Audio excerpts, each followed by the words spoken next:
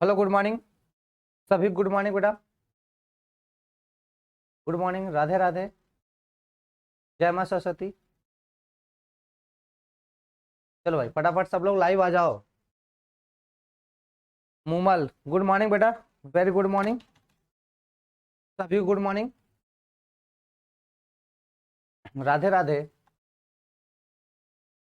आ जाओ बेटा सब लोग। Morning. Moomal, Sumit, Ashish, Aditya, Shivangi, good morning all of you. अच्छा, सुमित कुमार का dear sir good morning, wait good morning बेटा। चलो फटाफट सब लोग आज। Pawan good morning, Divyakaran good morning बेटा, रोशनी प्रजापति गुड मॉर्निंग, राजकेश, सेजल, सुमित, विकास, राजेश, दीपक, मूमल, सरिता।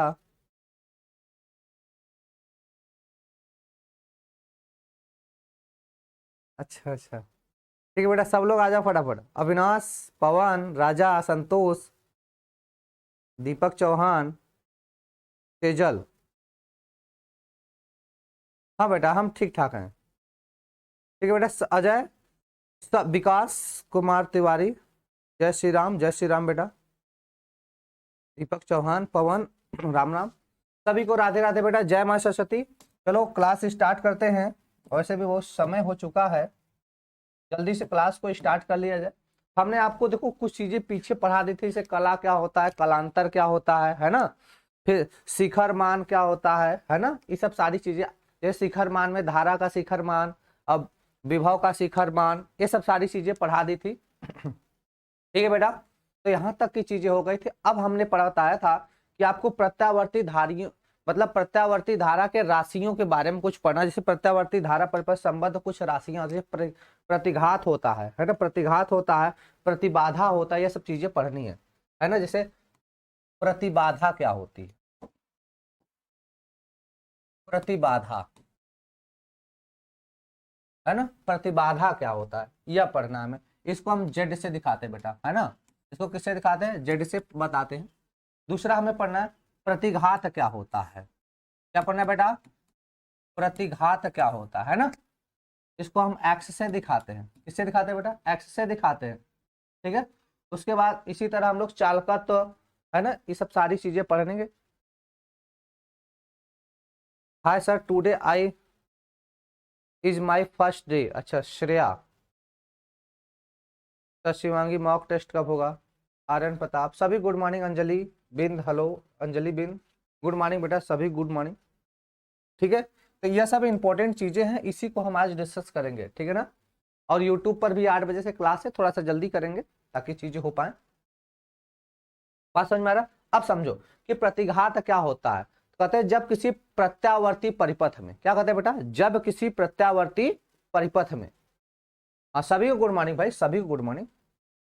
जब किसी प्रत्यावर्ती परिपथ में ओमी प्रतिरोध कैपिटल आर, क्या, ओमी प्रतिरोध कैपिटल आर, और कुंडली में जो प्रेरकत्व होता है एल, और संधारित्र सी जब लगे होते हैं, तो वहां पर धारा का अवरोध होता है, धारा में एक रुकावट अवरोध उत्पन्न होता है इनके कारण, उसी को हम क्या कहते हैं, प्रतिबाधा कहते हैं। और डिफिनीशन के माध्यम से देखते हैं।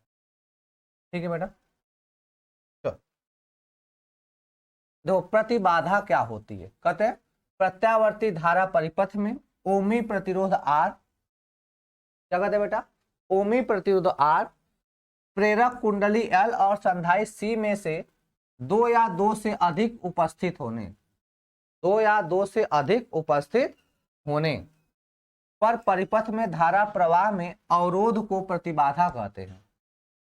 अवरोध को प्रतिबाधा कहते हैं, इसका मात्रक ओम है।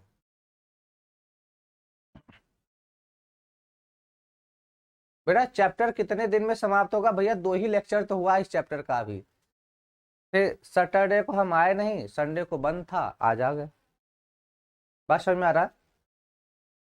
रिया, राधा पटेल, अजय, सभी गुड मॉर्निंग बेटा। चीजें समझ में आ गई, फिर से समझ लो। करा प्रत्यावर्ती धारा परिपथ में ओमी प्रतिरोध आर हो, और करा प्रेरकत्व तो जो है, तो क्या करा प्रेरक कुंडली एल हो, संधाई सी हो, या दो या दो से अधिक जब होते हैं, तो धारा में जो अवरोध होता है उसी को क्या कहते हैं, प्रतिबाधा कहते हैं। मतलब ये भी एक तरह का प्रतिरोध ही है। और इसको हम लोग इसको भी हम लोग किस में मेजर करते हैं, ओम में नापते हैं। किस में नापते हैं बेटा, ओम में। ठीक है, इसको किससे दिखाते हैं, जेड से दिखाते हैं। प्रतिबाधा को किससे दिखाते हैं बेटा, जेड से दिखाते हैं। ठीक है बेटा, प्रतिघात, परिघात नहीं होता बेटा, प्रतिघात होता है ना, इसको हम क्या बोलते हैं, प्रतिघात बोलते हैं, एक्स बोलते हैं बेटा। कहते हैं प्रत्यावर्ती धारा परिपथ में प्रेरक कुंडली या संधारित्र, प्रेरक कुंडली या संधारित्र या दोनों के उपस्थित होने पर धारा प्रवाह के अवरोध को प्रतिघात कहते हैं। यह निम्न दो प्रकार के होते हैं। इनमें यह कितने प्रकार के पाए जाते हैं बेटा, दो प्रकार के पाए जाते हैं। ठीक है, फिर से देख लो, करा प्रत्यावर्ती धारा परिपथ में प्रेरक कुंडली, प्रेरक कुंडली का मतलब है एल हो जाए, प्रेरक कुंडली मतलब एल, या संधारित्र सी हो, या दोनों उपस्थित होने पर, या दोनों हो, यल भी हो और सी भी हो, है ना। करा पर धारा प्रवाह के अवरोध को प्रतिघात कहते हैं। बात समझ में आ गई। और यह कितने प्रकार का होता है बच्चा मेरे, दो प्रकार का होता है। एक होगा, देखो अगर प्रेरक कुंडली कारण होगा तो एक्सल पढ़ेंगे, है ना, प्रेरक कुंडली के कारण क्या पढ़ लेंगे बेटा, एक्सल पढ़ लेंगे। बात समझ में आ रहा है कि नहीं। और दूसरे को तो हम जेड कहते ही है। बात समझ में आ रहा है। चलो, तो एक एक्सल हो जाएगा और संधारित्र कारण क्या हो जाएगा, एक्स सी हो जाएगा। तो ये दोनों चीजें हमें पढ़नी। एक्सल मतलब यह किसके कारण, मतलब प्रतिघात पढ़ेंगे किसके, प्रेरक कुंडली के कारण, और हम प्रतिघात पढ़ेंगे किसके कारण, संधारित्र के कारण। तो जो कुंडली कारण होगा एक्सल होगा, और जो संधारित्र कारण होगा वह एक्स सी होता है। ठीक है,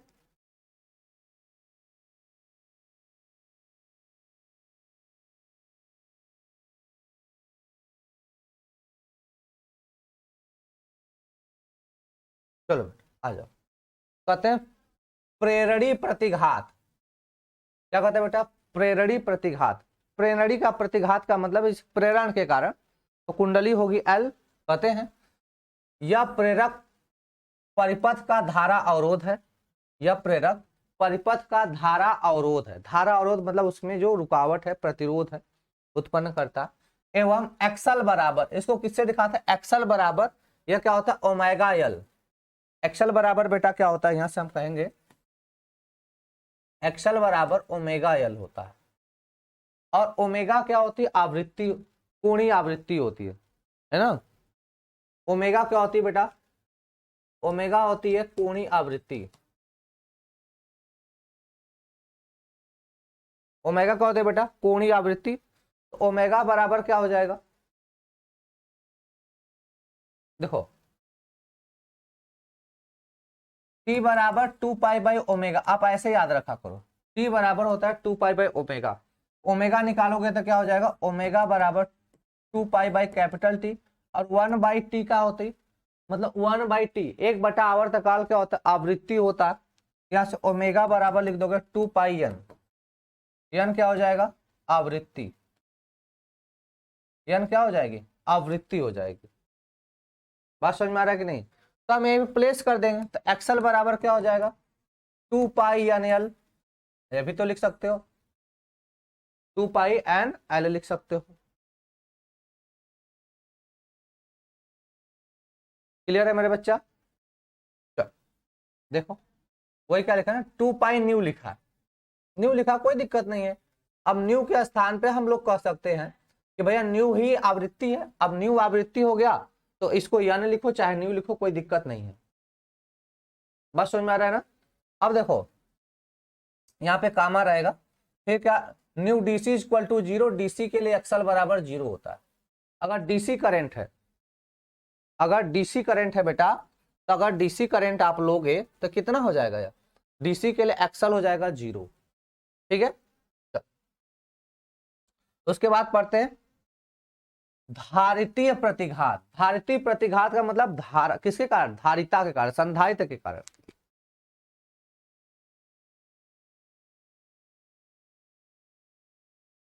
ठीक है बेटा, कहते हैं यह धारिता परिपथ का धारा अवरोध होता है, मतलब जिसमें धारिता लगी उसका अवरोध जो होता है उसे क्या बोलते हैं, धारिती प्रतिघात बोलते हैं एवं एक्स सी से प्रदर्शित करते हैं। एक्स सी बराबर क्या होता है बेटा, ओमेगा सी। एक्स सी बराबर क्या होता है, ओमेगा सी। ठीक है, चलो ध्यान देना। तो यहां से हम बोलेंगे एक्स सी बराबर क्या होगा, 1/ओमेगा सी। एक्स सी बराबर क्या होता है बेटा, 1/ओमेगा सी। ओमेगा का मान फिर से यहाँ पे चिपका दो। अच्छा, ओमेगा का मान यह भी लिख सकते हो ना, 2 पाई न्यू, जैसे इनके टर्म में हम लिख दे 2 पाई न्यू भी लिख सकते हो। और न्यू क्या है, आल्सो आवृत्ति है, चाहे न्यू लिखो चाहे यन लिखो। तो अब वैल्यू प्लेस करोगे तो 1/2 पाई एन सी हो जाएगा, 2 पाई एन सी, या इसी को न्यू सी लिख दो। चलो मैं भी न्यू सी लिख देता हूँ, ये हो जाएगा न्यू सी, यह वैल्यू आ जाएगी। क्लियर है, बोलो भाई, यहाँ तो कोई लफड़ा उफड़ा तो नहीं है। अब देखो, हमने अभी बताया कि भाई डीसी के लिए क्या होता है। अब देखो डीसी के लिए ऐसे बोल देंगे भैया, देखो एक्सी बराबर, एक्सी का मतलब क्या है, धारितीय प्रतिघात है। धारितीय क्या है, प्रतिघात है। ठीक है, तो यहां पर हम कहते हैं कि भाई एक्सी क्या होगा, डीसी के लिए एक्सी क्या होता है, इनफाइनाइट होगा। तो क्या होगा, इनफाइनाइट होगा। क्लियर है, तो क्या बोल देंगे, या एक्स सी बराबर क्या हो जाएगा, 1/ओमेगा सी। अब मैंने बताया ओमेगा का मान 2 पाई एन, ओमेगा का मान 2 पाई एन रखो चाहे न्यू रखो। डीसी के लिए एक्सी क्या होगा, इनफाइनाइट होगा। उसके बाद प्रवेश्यता, प्रवेश्यता वैसे आपको यह सिलेबस में है नहीं, प्रवेश्यता यह हमारे सिलेबस में नहीं है। ठीक है ना, बात करते हैं प्रतिबाधा। जेड बराबर क्या होगा, V0/I0, मतलब वोल्टेज का जो शिखर मान है, वोल्टेज का जो शिखर मान है डिवाइडेड बाई, हम क्या बोल देंगे, जो धारा का शिखर मान है। मतलब इसको हम VRMS IRMS के व्युत्क्रम को क्या बोलते हैं, प्रवेश्यता कहते हैं, है ना। VRMS और IRMS के व्युत्क्रम को प्रवेश्यता कहते हैं। Y= क्या होगा, 1/Z है, इसका मात्रक म्यू होता है।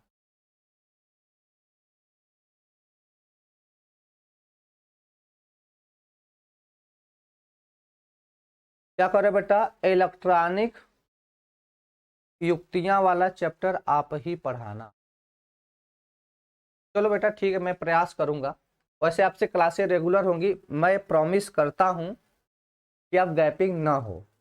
ठीक है, इतना मैं प्रॉमिस करने करूंगा। ठीक है बेटा, तो देखो ये दोनों बहुत इंपॉर्टेंट है, ये दोनों बहुत इंपॉर्टेंट है। क्लास 12 में भी हम लोग इंपॉर्टेंट में पढ़े थे, और यहाँ पर भी इंपॉर्टेंट पढ़ेंगे, क्वेश्चन है। ठीक है, दिव्या राजपूत, नेत्रिका, गुड मॉर्निंग बेटा। सुमित सर, डीसी के लिए एक्सी इनफाइनाइट, बिल्कुल सही। डीसी के लिए एक्स सी क्या होगा, इनफाइनाइट होगा। मतलब जो धारिती प्रतिघात होगा कितना होगा, या इनफाइनाइट हो जाएगा। अगर कोई डाउट है, पहले से देखो आप ये माइंड में सेटअप कर लेना कि आवर्तकाल, तो यह तीनों रिलेशन यहां से आप लोग को पता रहेगा तो कोई लफड़ा नहीं होगा। आवर्तकाल T बराबर 2 पाई/ओमेगा होता है। ओमेगा क्या होता है, कोणीय आवृत्ति होता है, ओमेगा निकाल लेना। और 1/T क्या होता है, आवृत्ति होता है, उसको प्लेस कर लेना। ठीक है ना, ये तीनों रिलेशन अगर याद है तो बहुत सारे कॉन्सेप्ट वैसे ही हो जाते हैं, नहीं तो अचानक से जी कहाँ से लिख दिए। ठीक है ना, चलो भाई, चालकत्व या अधिकल्पित प्रवेश्यता क्या होती है। चालकत्व सीधे सीधे हम लोग पढ़ेंगे, चालकत्व पढ़ लेते हैं। कहते हैं प्रतिघात के व्युत्क्रम को जालकत्व, प्रतिघात के व्युत्क्रम को जालकत्व कहते हैं। इस प्रतिघात क्या होता है, 1/x हो जाता है, तो यह हो जाएगा s बराबर 1/x। यह दो प्रकार की होती है, एक होता है प्रेरण के कारण, दूसरा धारिता के कारण। और मैं दूसरा चीज बता दूं, यह आपसे नहीं पूछा जाता है। ठीक है ना, यह दोनों आपसे नहीं पूछा जाता है। सिर्फ आपको क्या पढ़ना है तो वह देख लो, आपको एक्सल और एक्ससी पढ़ना है। ठीक है, आप एक्सल और एक्ससी पे ध्यान देंगे। ठीक है ना, क्लियर है बच्चा। फिर भी आप देख लो, प्रेरण का जालकत्व तो क्या होगा, SL=1/XL, और एक्सल की वैल्यू मैंने आपको पढ़ा दी।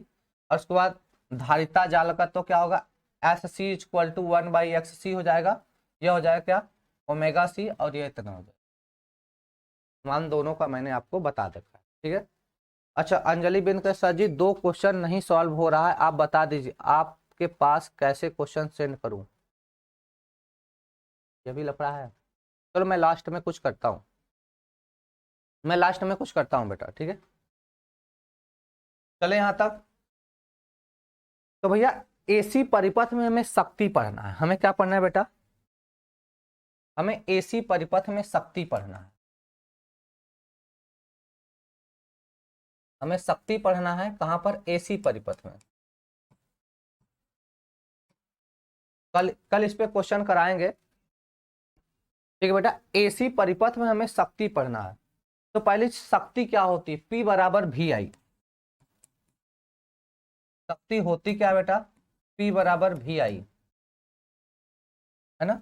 वोल्टेज और जो धारा का गुणनफल है, वोल्टेज और जो धारा का गुणनफल है बेटा, उसे हम एक्ससी कहते हैं ना। तो याद है मैंने एक दिन आपको क्वेश्चन कराया था कि P बराबर V R M S I R M S, ऐसा कुछ क्वेश्चन कराया था मैंने, है ना। तो वहां पे मैंने थोड़ी सी चीजें आगे से बता दी थी, लेकिन यहाँ पे मैं उसको पढ़ाया नहीं था, लेकिन मैंने क्वेश्चन करा रखा था क्योंकि मुझे पता था आप क्लास 12th में थोड़ी बहुत कॉन्सेप्ट पढ़ के आए हो, है ना। इसलिए मैंने सोचा क्वेश्चन करा देते, उतनी समस्या नहीं होगी, ठीक है बेटा। तो हमें शक्ति पढ़ना है। शक्ति क्या होता है? P बराबर वी आई। P बराबर क्या होता है बेटा? वी आई होता है। अभी इसको मैं यहाँ से हटा देता हूँ, ठीक है। और वो भी किस परिपथ में पढ़ना? एसी परिपथ में पढ़ना है। किसमें पढ़ना है बेटा? एसी परिपथ में,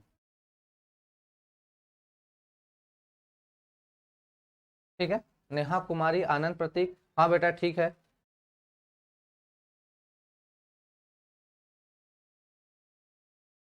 चलो, तो देखो मैं थोड़ी सी आपके कॉन्सेप्ट की बातें करूं, ठीक है बेटा। मैं थोड़ा कॉन्सेप्ट की बातें करूं। तो देखो, हम जानते हैं कि जो एसी परिपथ, एसी धारा फ्लो करती, कुछ ऐसे फ्लो करती है। ये एसी करंट के फ्लो का, sir live class record class नहीं रहता है? रहती है बेटा, अपलोड हो जाएगी, ठीक है बेटा। देखो इधर, तो यह एसी करंट है, कुछ ऐसे ही फ्लो करती है। और एक होती है डीसी करंट, और एक क्या होती है बेटा? डीसी करंट होता है, जो कि आप देखोगे कुछ ऐसे ही फ्लो करती है, ऐसे ही, है ना। मतलब सेम फेज रहता है, सेम फेज रहता है। ये ऊपर से ही फ्लो करता है ऐसे।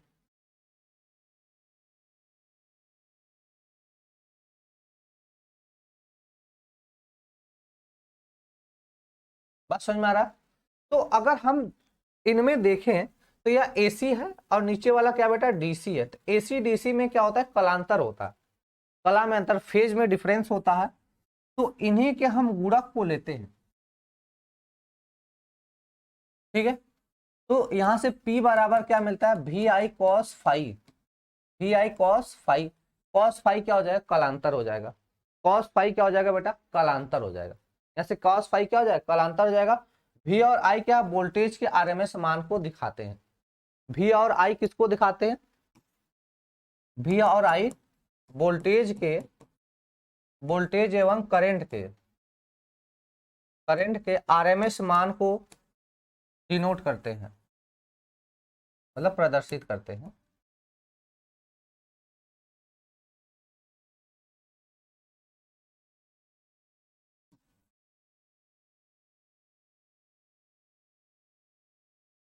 बस समझ में आ रहा है कि नहीं? V और I वोल्टेज एवं करंट के आरएमएस आरएमएस मान को प्रदर्शित करते हैं। मतलब रूट मीन स्क्वायर वेलोसिटी, है ना। रूट मीन स्क्वायर जो वैल्यू है उसको डिनोट करते हैं, और इसको हमने बोलता हाईएस्ट। सर मैं डाउट नंबर पर सवाल देती हूँ, आप सॉल्व नहीं करते बेटा। डाउट नंबर नहीं मिलता मुझे, ठीक है ना। हम आ ही नहीं रहे, आ ही नहीं रहे। देखना बेटा जरा, मैंने कॉस ही क्यों लिया? देखो कॉस ही क्यों लिया? देखो ये कहाँ से स्टार्ट होता है? जीरो से। जब ओरिजिन से स्टार्ट होता है, जब बेटा ओरिजिन से स्टार्ट होता है तो हम इसको साइन लेते हैं। ओरिजिन से स्टार्ट होता है तो क्या लेते हैं बेटा? साइन लेते हैं। लेकिन जब यहां से स्टार्ट होगा किसी पर्टिकुलर वैल्यू से, देखो दर, अगर मैं साइन की बात करूं, अगर मैं साइन की बात करूं तो साइन जीरो में जीरो होता है ना।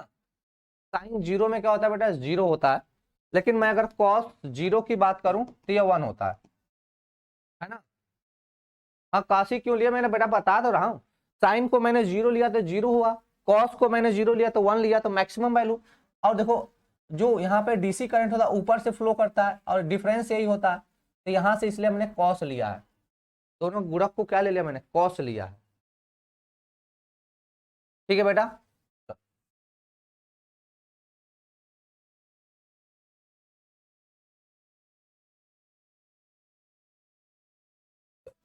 सिंपली हम लोग यहां से लिख सकते हैं क्या, P बराबर वी आई कॉस फाइव, क्या हो जाए कॉस फाइव, जहां V व I विभव,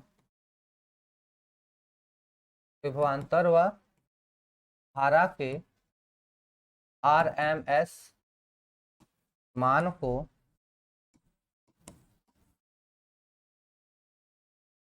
प्रदर्शित करते हैं।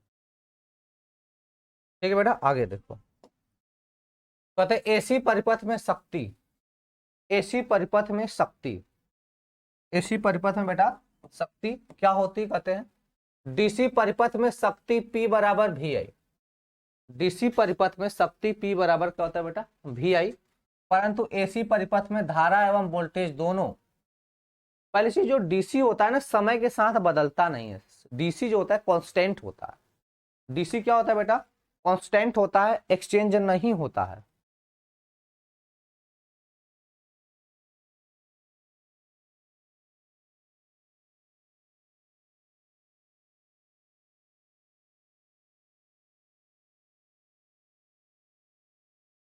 अच्छा नहीं समझ में आया, मैं बता रहा हूं, थोड़ा सुन लो भैया। कहता है डीसी परिपथ में शक्ति P बराबर वी आई, परंतु एसी परिपथ में धारा एवं वोल्टेज दोनों समय के साथ परिवर्तित रूप से परिवर्तित होते, दोनों समय के साथ परिवर्ती रूप से परिवर्तित होते रहते हैं, एवं इनके बीच एक निश्चित कालांतर, एवं इनके बीच एक निश्चित कालांतर होता है। इसलिए एसी परिपथ में शक्ति वोल्टेज एवं धारा वोल्टेज की, इसलिए एसी परिपथ में शक्ति वोल्टेज एवं धारा वोल्टेज की दिशा में घटक के गुणनफल के तुल्य होती है।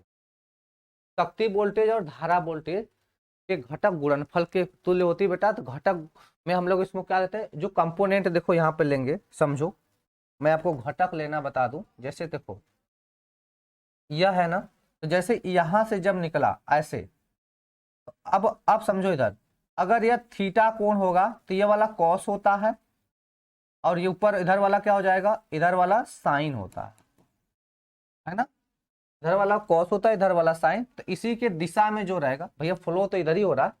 जैसे ना समझो, जैसे हमारे पास ये एक्स वाई एक्सिस हो गया, एक्स एक्सिस हो गया, एक्स हो गया, ये वाई हो गया, और हमने कह दिया भी वेलोसिटी से कोई पार्टिकल वेग, मतलब यहाँ से एक्स एक्सिस से थीटा कोण बनाते हुए भी वेग से कोई पार्टिकल गति कर रहा है।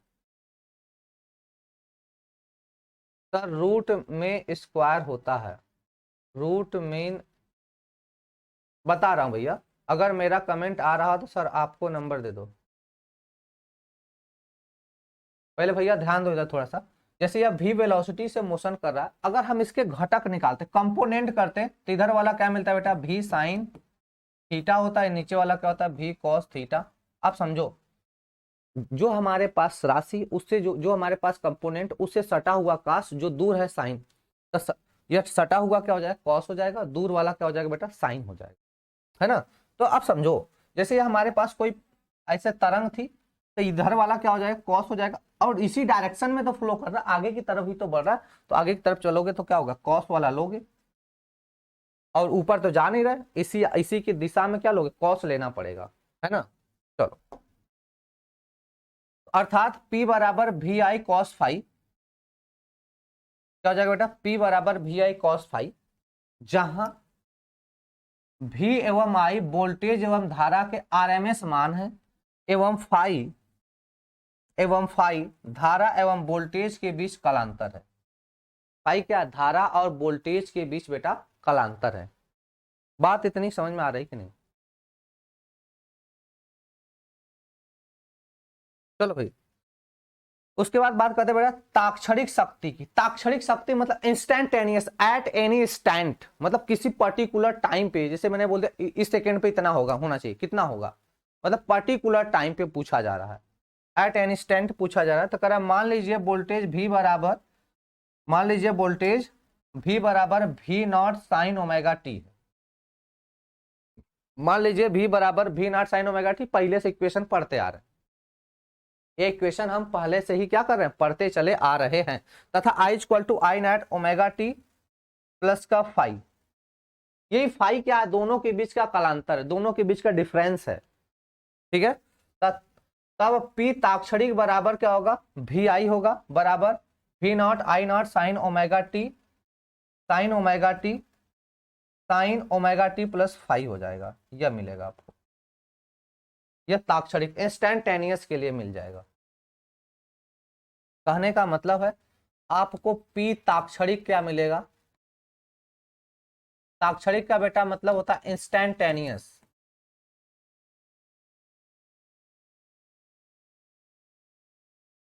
इंस्टेंटेनियस होता है। क्या मिलेगा, भी आई मिलेगा, क्या मिलेगा, भी आई। अब भी का मान क्या है, भी naught sine omega t into I का मान क्या है, I naught sine omega T plus का फाइव।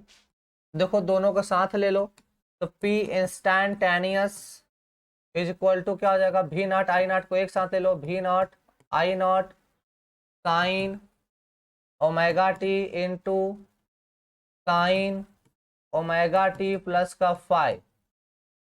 ठीक है मेरे लाल, ये फार्मूला हो जाएगा, कोई लफड़ा तो नहीं ना है।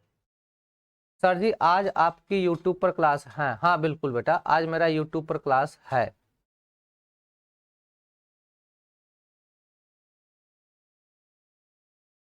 ठीक है बेटा, यह इंस्टेंटेनियस शक्ति आपको समझ में, ताक्षणिक शक्ति इंस्टेंटेनियस पावर आपको समझ में आ रहा है कि नहीं, इंस्टेंटेनियस पावर है, यह इंस्टेंटेनियस पावर आपको समझ में आया तो बताओ आगे चले। ठीक है बेटा, आई होप कि आपको आ गया होगा। और दूसरा हम पढ़ेंगे औसत शक्ति, दूसरा क्या पढ़ेंगे बेटा, औसत शक्ति, जिसको हम कहते हैं बेटा एवरेज, एवरेज पावर। औसत शक्ति की चर्चा करेंगे बेटा, एवरेज पावर की चर्चा करेंगे। एवरेज क्या होता है,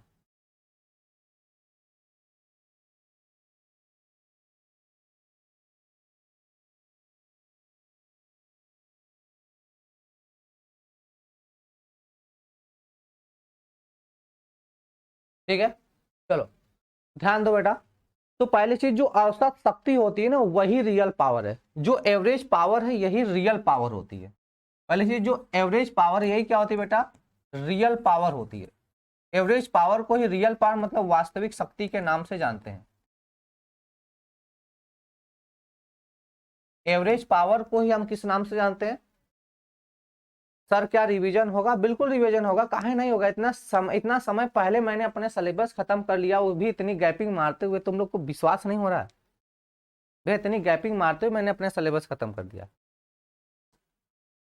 ठीक है बेटा, तो रियल पावर ही क्या होता, औसत शक्ति को ही वास्तविक शक्ति के नाम से जानते, समझो। तो कहते हैं किसी एसी परिपथ में, किसी एसी परिपथ में जो औसत शक्ति होता है वह ताक्षणिक जो शक्ति है, जो ताक्षणिक मतलब इंस्टेंटेनियस, इन्हीं का हम क्या ले लेंगे, औसत ले लेंगे, और वही क्या होता है, औसत शक्ति होता है। बात समझ में आ रहा है, चलो डिफिनेशन देखो क्या करे, औसत शक्ति और या वास्तविक शक्ति कहते हैं एसी परिपथ में एक पूर्ण चक्र के लिए, एसी परिपथ में एक पूर्ण चक्र के लिए ताक्षणिक शक्ति की औसत मान को औसत शक्ति कहते हैं, अर्थात पी एवरेज बराबर, पी एवरेज, पी एवरेज बराबर V R M S into I R M S cos five. और जानते हो V R M S I R M S मैंने पीछे में पढ़ा रखा था कि भैया वी आर एम एस, देखो मैंने पीछे ही आपको पढ़ा रखा था क्या, कि जो वी आर एम एस होता है वह V not upon under root two, और जो आई आर एम एस होता है वो क्या होता है बेटा, I not upon under root two होता है। दोनों वैल्यू चिपका लेंगे हम लोग यहाँ पे, ठीक है ना। देखो V not upon under root two, I not upon under two हो जाएगा, मतलब अंडर टू टू हो जाएगा, तो हो जाएगा 1/2 V not I not cos five. तो यहाँ से लिख सकते हैं, तो उसके बाद V not I not cos five है, इसको हम चाहे तो आई स्क्वायर तो V बराबर क्या होता है आई आर, V बराबर क्या होता है बेटा आई आर होता है ना। अगर हम लोग V नॉट लिखेंगे तो आई नॉट लिखना पड़ेगा, तो आई नॉट क्या हो जाएगा आई आर एम एस का स्क्वायर हो जाएगा, और 1/2 देखो उधर जैसे ना, देखो आई नॉट है तो आई नॉट को क्या लिख सकते हो, नहीं पता कोई बात नहीं, देखो आई आर एम एस हम क्या लिखे थे बेटा आई नॉट अपान √2 लिखे थे, तो यहाँ पे क्या लिखा है V नॉट लिखा है, तो V नॉट के स्थान पे हम आई नॉट इंटू आर लिख सकते हैं। अब इसको हम लोग RMS में चाहे तो बदल सकते हैं, क्योंकि 1/2 को √2 लिख सकते हैं, तो क्या हो जाएगा ये P एवरेज बराबर आई स्क्वायर RMS इंटू आर। अब V बराबर आई आर है तो V square RMS upon Z square लिख देंगे, V square RMS upon Z square लिख देंगे। अरे जेड स्क्वायर नहीं बेटा 2 लिख देंगे, ये क्या लिखेंगे 2 लिखेंगे, जेड स्क्वायर नहीं है ये 2 रहेगा, दैट मीन्स 2 रहेगा, मैं इसको हटा देता हूँ, ये 2 रहेगा यहाँ पे कितना हो जाएगा 2 हो जाएगा।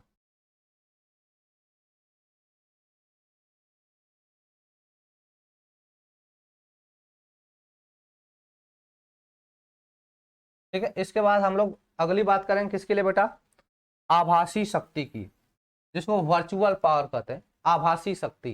देखो जो औसत शक्ति होती है वही क्या है वास्तविक शक्ति, कहते एसी परिपथ में वोल्टेज एवं धारा के आभासी मानों के गुणनफल, आभासी मानों के गुणनफल को आभासी शक्ति कहते हैं, आभासी शक्ति कहते हैं। यह सदैव धनात्मक होती है। P आभासी बराबर VRMS इंटू IRMS बराबर क्या होगा V not I not upon 2, मतलब P वर्चुअल, P आभासी लिख सकते हो वर्चुअल लिख सकते हो, याद रखना क्या होगा V not I not upon 2, V not I not upon 2। Mock test बेटा हो जाएगा टेंशन ना लो, कल हुआ रहा होगा ना, कल टेस्ट हुआ था, ए भाई विकास भाई कल टेस्ट हुआ था।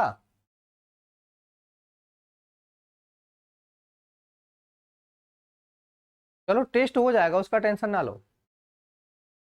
अभी तक कोई लफड़ा है तो बताओ, अभी तक बेटा अगर कोई भी लफड़ा है तो बताओ।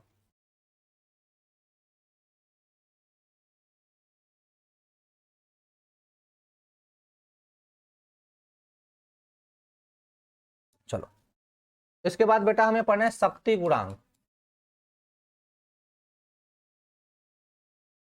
इसके बाद हम लोग क्या पढ़ेंगे बेटा शक्ति गुणांक पढ़ेंगे। देखो पहली चीज किसी परिपथ में ओमी प्रतिरोध है ना, क्या कहते हैं बेटा ओमी, या आर है तो इसको क्या कहते हैं ओमी प्रतिरोध,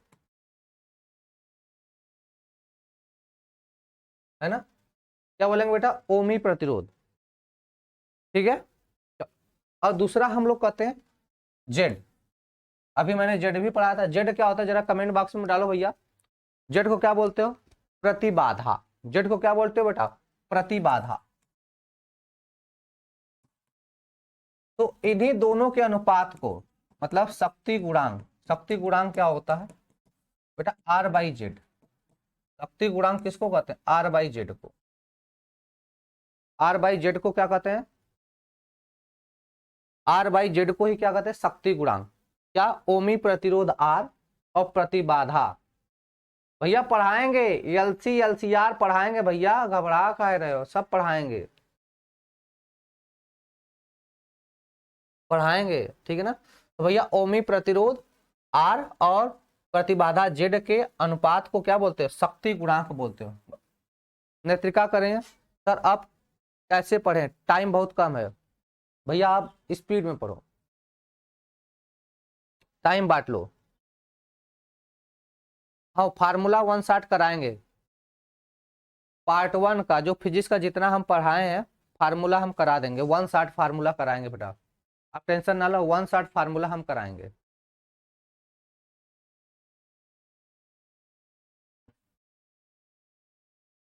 चल देखना शक्ति गुणांक क्या होता है, कहते हैं एसी परिपथ में धारा एवं वोल्टेज के बीच उपस्थित कलांतर के, क्या बोलेंगे बेटा एसी परिपथ में धारा एवं वोल्टेज के बीच उपस्थित कलांतर के कोसाइन को, कोसाइन,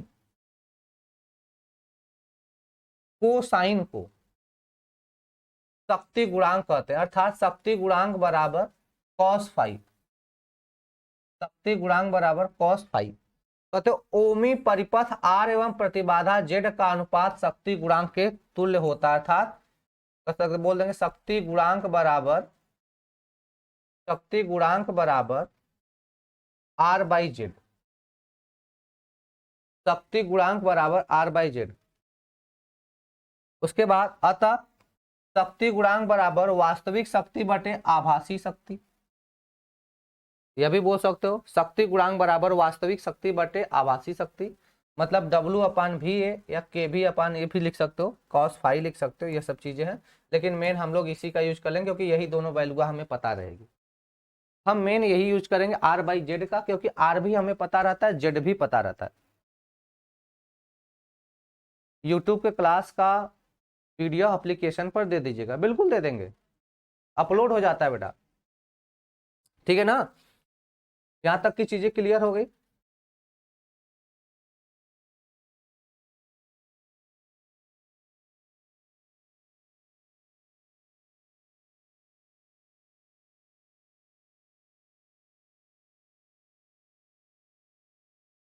भैया देखो, पहली चीज एक बार आप पहले वीडियो देख लिए हो, तो एक बार वीडियो देख लियो तो कॉन्सेप्ट हो गया होगा आपका क्लियर। तो आपको PDF दिया गया, PDF से रिवीजन कर लो, उसके बाद सवाल जो दिया गया उसी क्वेश्चन को आप रिपीट करो, कॉन्सेप्ट को बिल्ड करते रहो।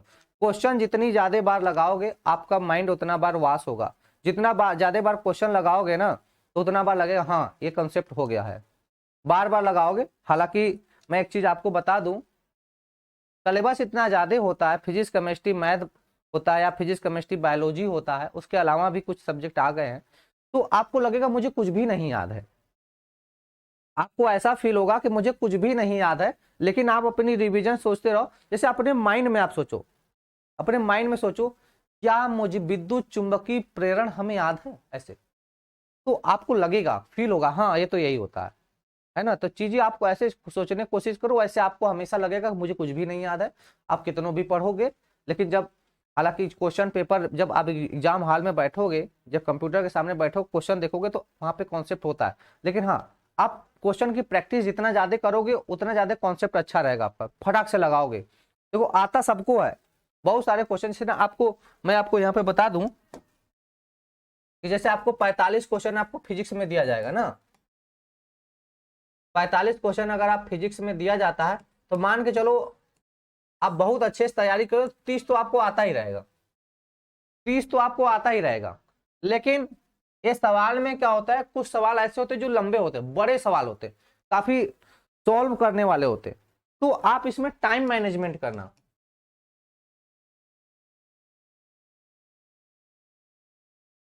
आपको इसमें टाइम अपना मैनेजमेंट करना पड़ेगा कि सर टाइम मैनेजमेंट कैसे करें। तो देखो टाइम मैनेजमेंट के लिए क्या करना है, पहले एक बार सरसरी निगाह से पढ़ो, मतलब एक बार पढ़ो जो आया यस, जो आया यस, जो आया यस, है ना। तो पहली देखो टाइम मैनेजमेंट आपको कैसे करना है, 45 में से मान के चलो आपको 30 कम से कम आता ही रहेगा, अगर आप इतनी तैयारी कर लियो तो, और उसमें से आपको 45 में से 35 क्वेश्चन ही करने हैं, इतने सॉल्व करने हैं आपको, 45 में से 35 करना है, और मान के चलो कि आपको 30 आता ही रहेगा, लेकिन आपको कैसे करना है वह देख लो। तो भैया पहली निगाह में देखो कि एक बार क्वेश्चन पढ़े यस या नो वाले में आ रहा है कि नहीं, जो यस या नो वाले में आ रहा है उसे मारते चलो, जो नहीं आ रहा है उसे छोड़ दो भी। तो फर्स्ट शिफ्ट में देखोगे तो 30 में से 10 क्वेश्चन तो ऐसे रहेंगे ना जिसको मार दोगे, कम से कम 10 क्या 10 से ज्यादा ही मार दोगे, मान के चलो 15 मार दोगे अगर तैयारी अच्छी है। 15 क्वेश्चन मार दिए, बचा कितना, अब 20 तो बचा। फिर दूसरे में देखो, दूसरे सेशन में आपको क्या करना है कि हाँ जैसे हमने देखा कि यह इक्वल, जैसे फार्मूला कोई लगाए कि यह equal to Q1 Q2 by R square होता है, इस पर रखिए, तुरंत 2 लाइन में अगर आंसर आ रहा है तो ऐसे वाले क्वेश्चन को इसमें अटेम्प्ट करो। हो सकता है कि 7-8 क्वेश्चन, मान के चलो कि 10 क्वेश्चन ऐसे वाले में कर लिए, फिर कितना बच जाएगा, 10 बच जाएगा, तो इसको लास्ट अटेम्प्ट में देखना, फिर केमिस्ट्री भी सॉल्व कर लेना, मैथ भी सॉल्व कर लेना, तब फिर ऐसे वाले क्वेश्चन पे आना कि जो नहीं आ रहे। देखो अगर 15 10 देखोगे 25 हो गए हैं, 10 बचे हैं। तो अब ऐसे वाले को तुम लोग लास्ट में देखना कि भैया कॉम्प्लिकेटेड है तो उसके लिए थोड़ा समय लगेगा। अब इन सब में देखो समय बच जाएगा, जैसे एक एक सरसरी निगाह में देखे तो वहां पे समय आपका बच जाएगा, है ना। तो ऐसे क्वेश्चन को आपको करना है बेटा। अगले साल देखो अगले साल क्या था, 50 क्वेश्चन आया था, 40 क्वेश्चन करना था। शायद संभावना यह है कि इस बार 45 आएगा, 35 करना रहेगा, जो भी रहे 10 का अंतर आएगा। ठीक है बेटा। तो आप क्वेश्चन इसी पैटर्न से करोगे, मतलब एक बार पढ़े, जो आ गया उसे कर लिए, दूसरे और जो नहीं आ रहा उसको परेशान मत रहो, उसी फ्लो में चलते रहो। पहले एक बार ऐसे कर लो, दूसरे बार में देखो कि 1 लाइन 2 लाइन 3 लाइन में अगर सॉल्व करने से हो रहा है तो ठीक है, अगर उससे ज्यादा जा रहा है उसको छोड़ो, जो 2 लाइन में सॉल्व हो रहा है उसको देख लो। उसके बाद लास्ट में इनको देखना जो कि बड़े सवाल हैं। आप ऐसे ऐसे टाइम अपना बचा सकते हो, और टाइम बचाए रहोगे तो बड़े क्वेश्चनों के लिए आपको बेनिफिट मिलेगा। ठीक है, चलो क्लास ओवर करते हैं, यूट्यूब पर आते हैं 15 मिनट में। ठीक है बेटा, चलो।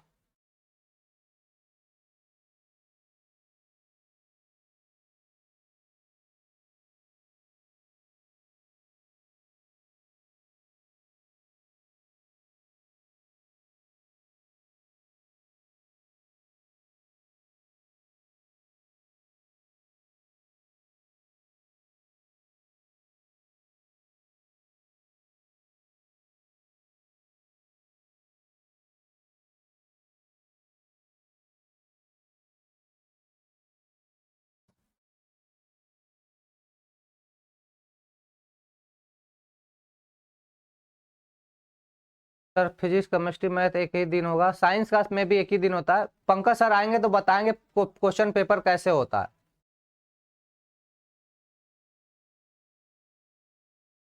हाँ, कंप्यूटर बेस्ड एग्जाम होगा। ठीक है बेटा, यूट्यूब पर आते हैं तो बातें वहीं पर होगी, क्वेश्चन करते हैं। ठीक है ना, यूट्यूब पर मैं क्वेश्चन लेकर आ रहा हूँ, फटाक से सब लोग तैयार हो जाओ। ठीक है, क्लास को ओवर कर रहे हैं।